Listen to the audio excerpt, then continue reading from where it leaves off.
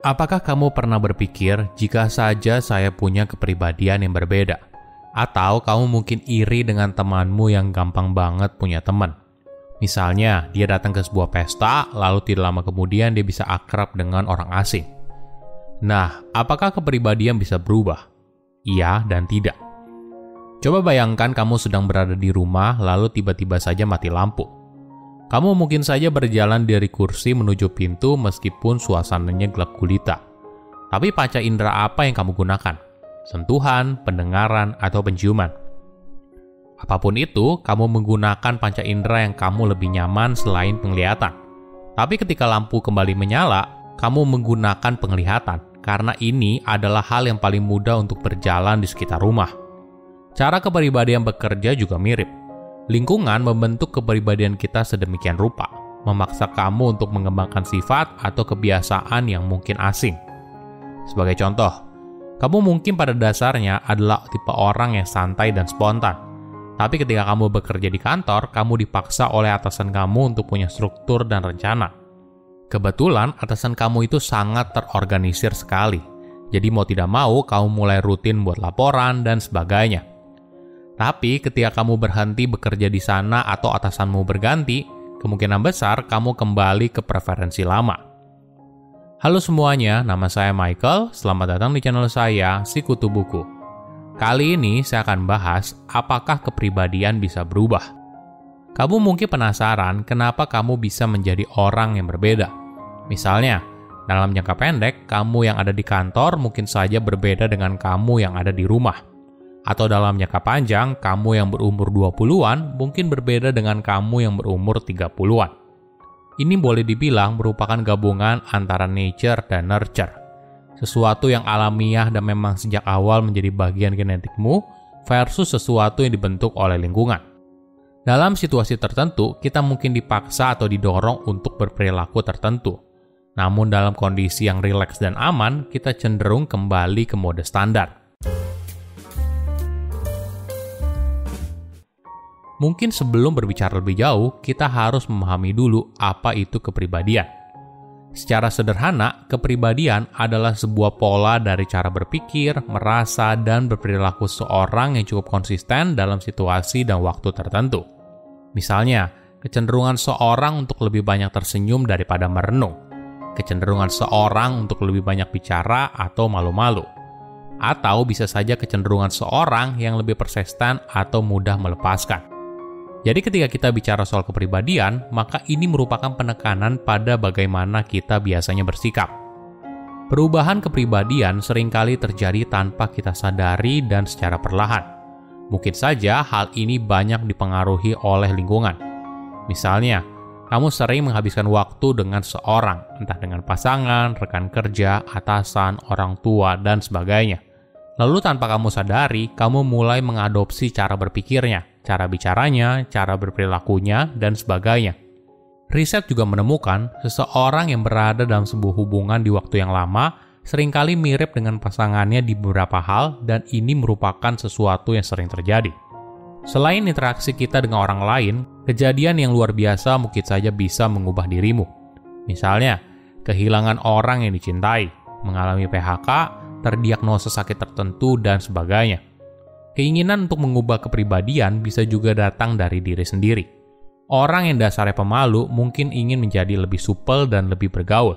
Orang yang mudah marah mungkin ingin menjadi lebih tenang. Di sisi lain, kita percaya kalau kepribadian merupakan sesuatu yang relatif fix dan stabil sepanjang hidup. Apakah benar? Ada sebuah kisah yang menarik dari kembar laki-laki identik yang terpisah sejak lahir.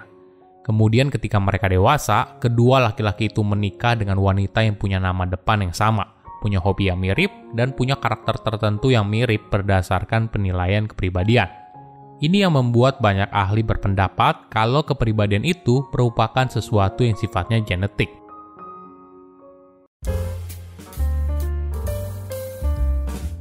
Nah, ada berapa kepribadian seorang? Banyak ahli sepakat kalau ada 5 dimensi kepribadian seorang yang seringkali disingkat menjadi OCEAN. Openness, conscientiousness, extroversion, agreeableness, dan neuroticism. Kita bahas satu persatu ya.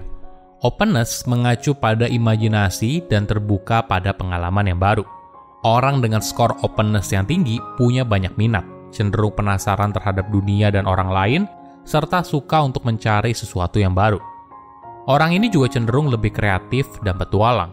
Di sisi lain, orang dengan skor openness yang rendah cenderung tradisional, kaku, sulit menerima ide baru, dan tidak suka dengan ide yang abstrak. Kedua, conscientiousness. Hal ini mengacu pada sifat kehati-hatian, punya kontrol diri yang baik, dan punya tujuan yang jelas. Orang dengan skor conscientiousness yang tinggi cenderung lebih terstruktur dan punya perhatian pada hal detail. Mereka merencanakan dengan matang, peka pada bagaimana perilaku mereka bisa mempengaruhi orang lain, dan sadar soal deadline. Di sisi lain, seseorang dengan skor conscientiousness yang rendah cenderung suka menunda pekerjaan, berantakan, tidak suka mengikuti aturan, dan sebagainya. Ketiga, extraversion. Orang dengan skor extraversion yang tinggi cenderung mudah bergaul dan mendapatkan energi dari situasi sosial. Berada di antara orang lain membuat dirinya berenergi dan bersemangat. Sebaliknya, orang dengan skor extraversion yang rendah cenderung lebih pendiam. Mereka punya energi yang lebih sedikit untuk dihabiskan dalam acara sosial. Mereka seringkali butuh periode untuk menyendiri dan waktu tenang untuk mengisi kembali energinya. Keempat, agreeableness. Hal ini mengacu pada atribut seperti kepercayaan, kebaikan, kasih sayang, dan sebagainya. Orang dengan skor agreeableness yang tinggi cenderung lebih kooperatif, peduli atas kesejahteraan orang lain, senang membantu orang yang sedang membutuhkan, dan punya empati yang tinggi. Sedangkan orang dengan skor agreeableness yang rendah cenderung apatis, lebih kompetitif, dan mungkin saja bisa memanipulasi orang lain untuk mendapatkan apa yang dia mau. Kelima, neuroticism. Hal ini mengacu pada kesedihan, mood yang berubah-ubah, dan sebagainya. Orang dengan skor neuroticism yang tinggi cenderung mengalami tingkat stres yang tinggi, mudah khawatir, mudah marah, mudah cemas, dan sulit untuk kembali stabil setelah mengalami sebuah kejadian dengan tingkat stres yang tinggi. Sebaliknya, seseorang dengan skor neuroticism yang rendah cenderung lebih stabil secara emosi, jarang merasa sedih atau depresi, dan tidak begitu banyak yang dicemaskan. Perlu kita pahami, setiap kepribadian ini punya dua kutub ekstrim. Misalnya dalam kasus extraversion, menggambarkan orang yang sangat ekstrovert dan di sisi lain adalah orang yang sangat introvert. Mayoritas orang tidak berada pada kutub yang ekstrim, tapi kita berada di antara spektrum tersebut. Nah, bagaimana cara untuk mengubah kepribadianmu? Secara umum, banyak ahli sepakat bahwa membuat perubahan yang nyata dan bertahan lama terhadap sifat-sifat yang luas bisa jadi sangat sulit. Jadi, jika kamu tidak puas pada aspek-aspek tertentu dari kepribadianmu, adakah yang bisa kamu lakukan untuk mengubahnya? Ada, tapi perlu dipahami, berubah dari seorang introvert menjadi ekstrovert mungkin sangat sulit atau bahkan tidak mungkin. Namun ada beberapa hal yang menurut para ahli dapat dilakukan untuk membuat perubahan nyata pada aspek kepribadian yang kamu miliki. Kalimat faking it until you make it mungkin bisa menjadi kompas yang baik. Jadi dalam situasi tertentu, kamu bisa pivot dari mode standar ke mode yang cocok.